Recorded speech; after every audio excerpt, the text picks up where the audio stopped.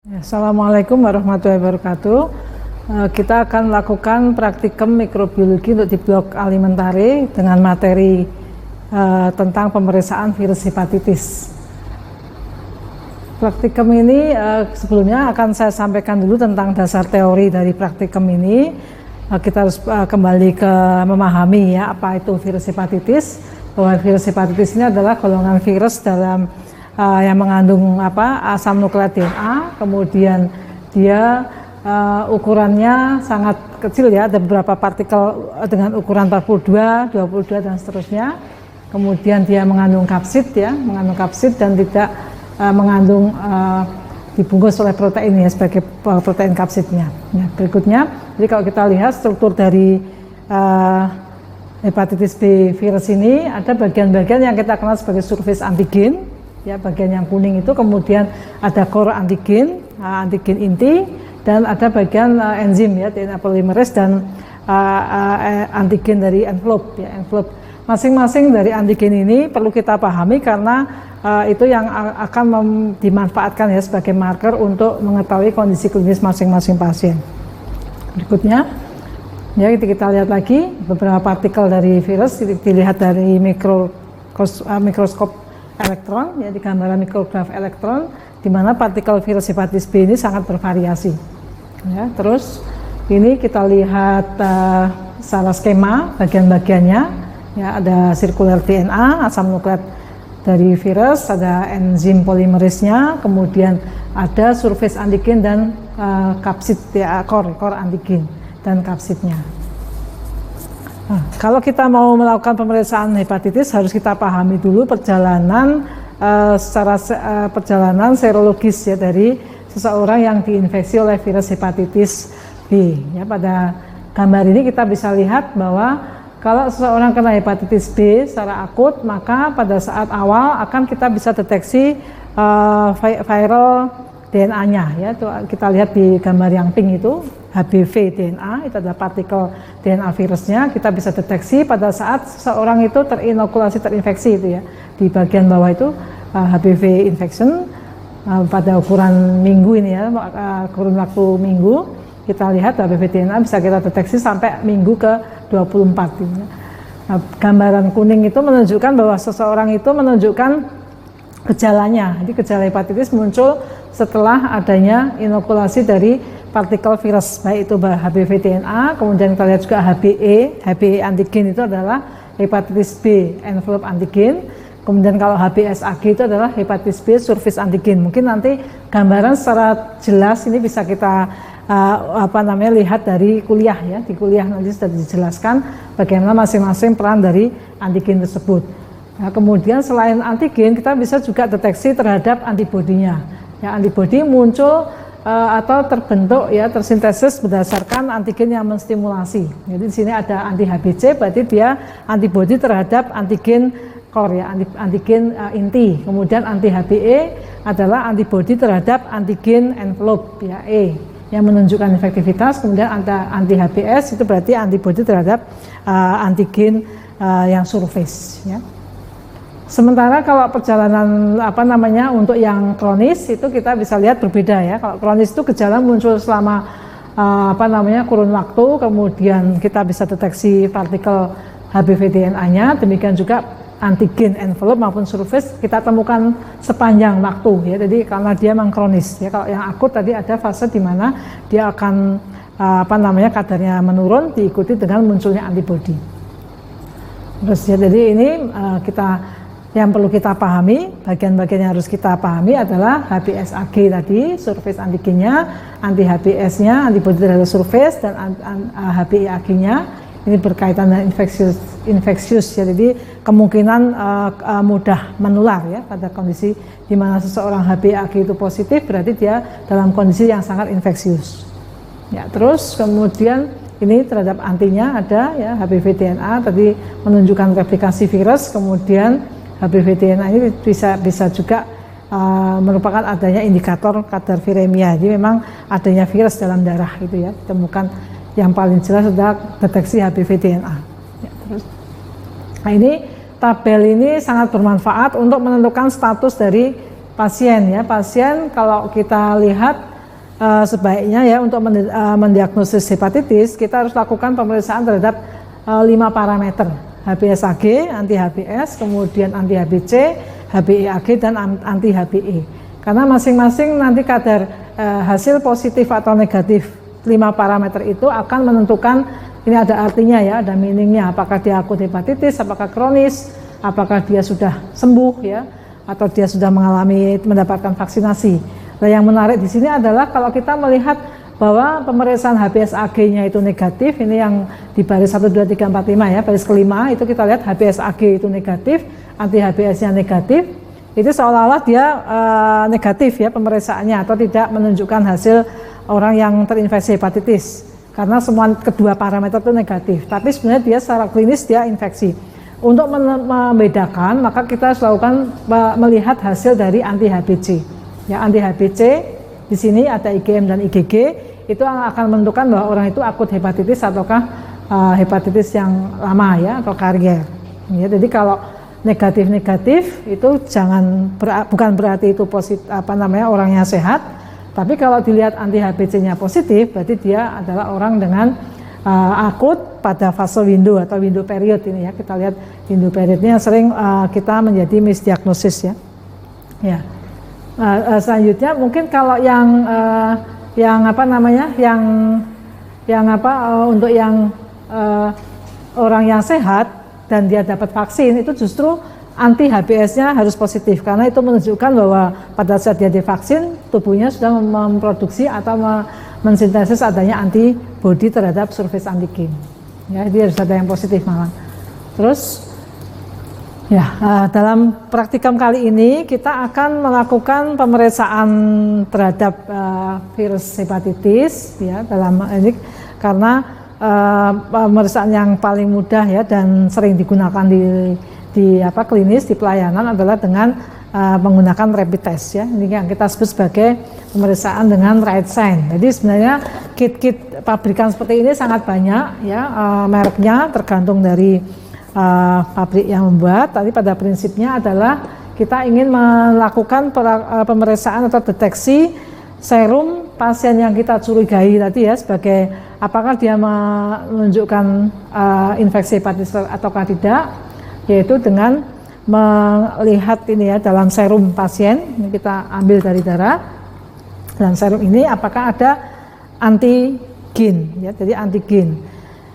Nah, pengujian di sini bersifat kalau dengan rapid test seperti ini sifatnya adalah kualitatif ya, jadi tidak mengukur kadarnya tetapi hanya tahu positif atau negatif ya. Kemudian sebagai konsep dasarnya adalah setelah kita bisa lihat dari masing-masing ini ya bungkus dari kit ini kita buka, maka nanti kita akan dapatkan alat seperti ini ya, alat seperti ini yang di bagian ada dua bagian ini ada kita sudah tes kaset ya, kaset di mana ini adalah mengandung membran ya, membran yang nanti sudah di-coated atau sudah dilabel dengan antibodi ya. Kenapa antibodi? Karena nanti tujuannya antibodi ini akan berikatan dengan antigen yang memang nanti positif pada atau kita temui pada serum ini. Dia akan berikatan, terjadi proses ini ya,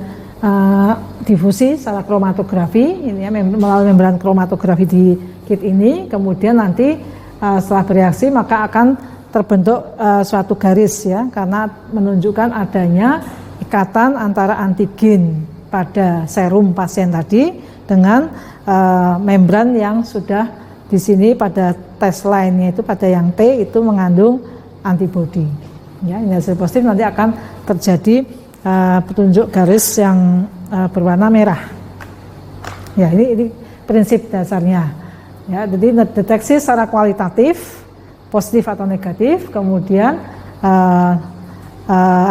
kita mau mengetahui apakah ada antigen dalam serum pasien tersebut ya. Nah, jadi bahannya yang kita butuhkan ini tadi sudah kita tunjukkan ya, tes kasetnya yang red sign ini. Jadi satu box ini isinya banyak, nanti kita bisa lihat ini satu tes ya, sampel tes. Nanti kemudian ada droppernya seperti ini, droppernya ya. Kemudian kita ambil sentrifus ya. Sentrifus itu dalam untuk kepentingan kita sampel darah dari darah vena, kemudian kita sentrifus, kita dapatkan serum ya, serum uji yang kita mau ujikan. Nah ini ya, jadi serum uji ini nggak terlalu banyak, kemudian timer untuk mengukur menghitung waktu pembacaan. Itu pembacaan nanti dilakukan setelah 15 sampai 30 menit ya. Ya, terus jadi ini prosedurnya mungkin akan kita mulai dengan bentar ya, saya siapkan dulu untuk mengambil serum ya. Kita tetap bekerja harus hati-hati karena kita berasumsi bahwa serum yang kita uji ini adalah serum yang positif ya, karena hepatitis itu sangat infeksius dan bisa menular, maka kita harus bekerja dengan APD yang harus kita perhatikan. Ya, jadi awal sudah kita siapkan, kemudian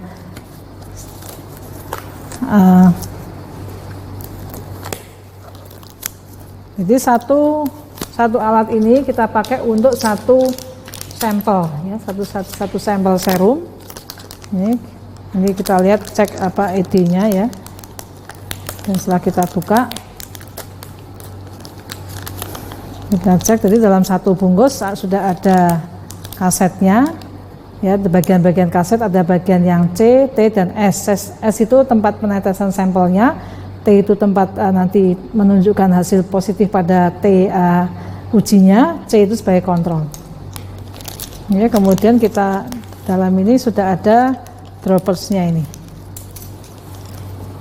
ya. Kita akan coba ambil ya dari serum yang sudah kita sediakan, kita teteskan sekitar 3 tetes ya, 3 tetes serum ya.